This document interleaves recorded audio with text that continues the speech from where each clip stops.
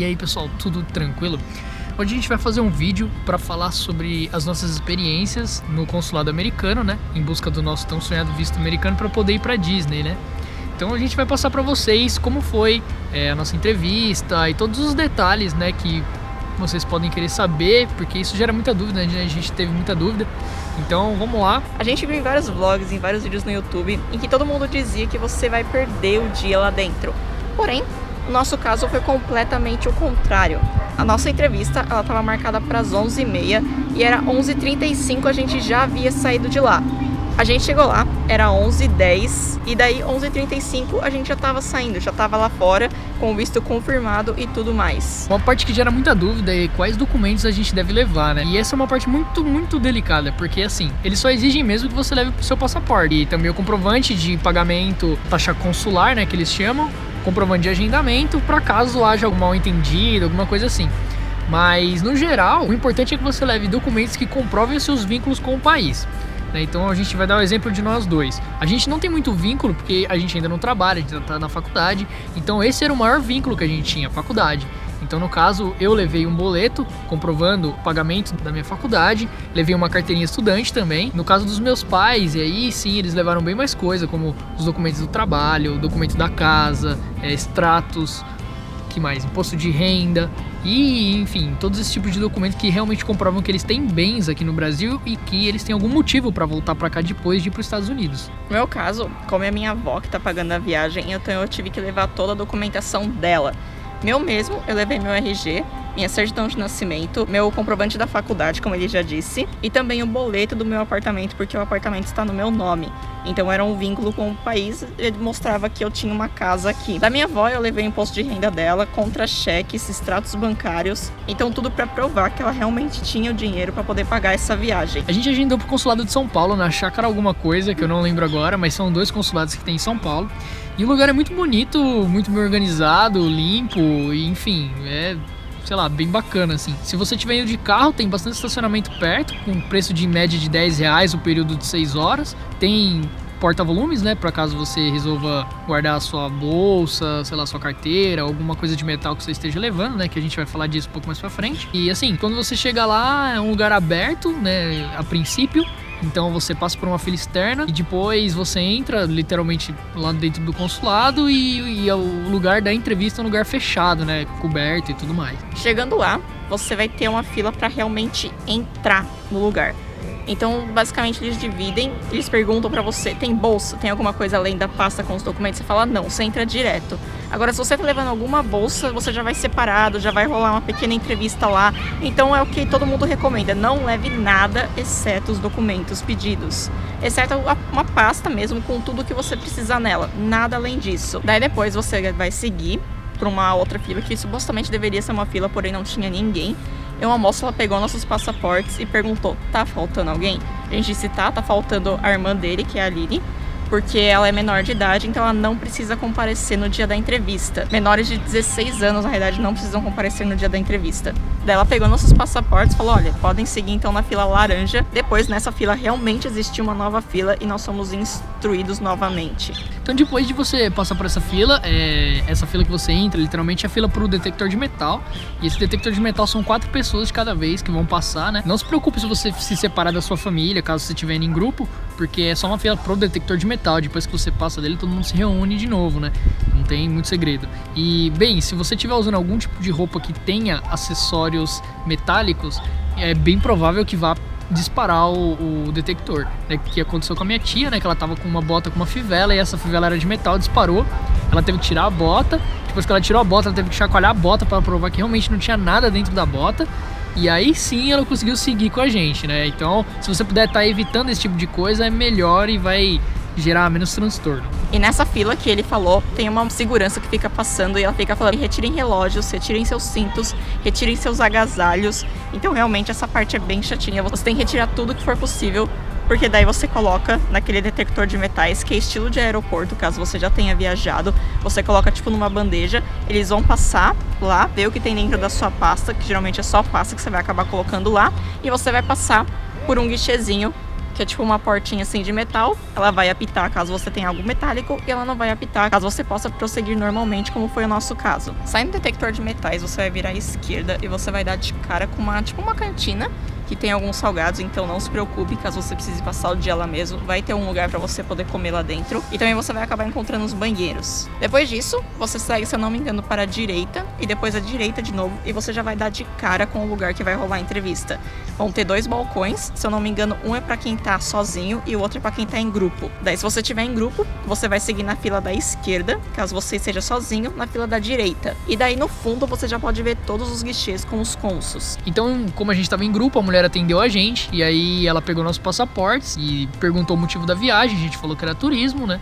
E depois ela já redirecionou a gente pro guichê 8. Logo que a gente chegou no guichê, a gente já deu de cara com o entrevistador. Eu não tava acreditando muito ainda que era ele direto à entrevista, já tão temida entrevista, porque foi muito rápido, né? E eu achei que ainda ia ter algum tipo de pré-entrevista ou alguma coisa que a gente tem que passar. Isso por conta dos relatos que eu andei vendo na internet e principalmente por causa dos vídeos, né? Todos diziam que demorava e tava indo muito rápido as coisas pra já ser entrevista, mas definitivamente já era entrevista. O cônsul que atendeu a gente, ele era meio gordinho, cabelo meio comprido, tinha barba, meio loiro, meio ruivo assim. Mas ele foi muito simpático com a gente. E logo que a gente chegou, ele já deu bom dia pra gente, a gente respondeu, né? Deu bom dia pra ele. E ele já perguntou o grau de parentesco de todos nós que estávamos lá, né? E a gente explicou quem era quem ali da família. E a primeira pergunta que ele fez foi se a gente já tinha viajado para outro país. E meu pai disse que ele, a minha mãe e a minha tia não, porém eu e ela já tínhamos ido para o México. E logo que a gente falou isso, ele parou de olhar na telinha do computador dele e já perguntou que lugar do México a gente tinha ido. E a gente explicou que já tinha ido a Cancún, né, que foi a nossa viagem de formatura do colégio. E aí ele voltou, digitou mais algumas coisas lá e depois já perguntou pelo meu nome, né. E ele falou Vinícius, eu olhei, meio que respondi que era eu, e ele perguntou, você estuda?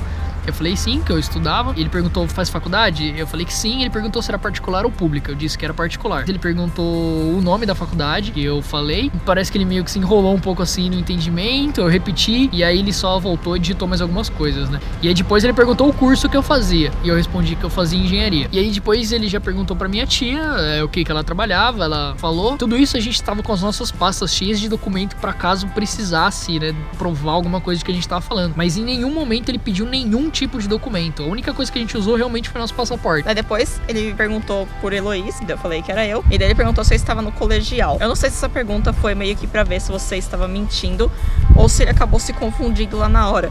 Porque a minha faculdade, ela possui o nome dela Escola Superior. Então talvez ele tenha pensado que fosse colegial, não sei. Enfim, eu falei que não, eu estava na faculdade e ele só perguntou isso mesmo. Não perguntou meu curso, não perguntou se era particular, não perguntou absolutamente nada. Depois disso, ele perguntou pro pai dele se o pai dele era arquiteto. E a gente também não sabe se foi pra tentar pegar alguma mentira ou se ele se confundiu. E a minha mãe também tava na entrevista com a gente e pra ela o cônsul não perguntou absolutamente nada. Então, assim, eu acho que ele já vai meio que confirmando que as coisas vão batendo e já fica satisfeito com as respostas, né? E sabe que a gente tava em família também, que é bem mais tranquilo. Depois disso, de todas essas perguntas, ele chamou de novo pelo meu nome. Eu já gelei, eu falei, caraca, ele vai pedir algum documento que eu não tenho aqui.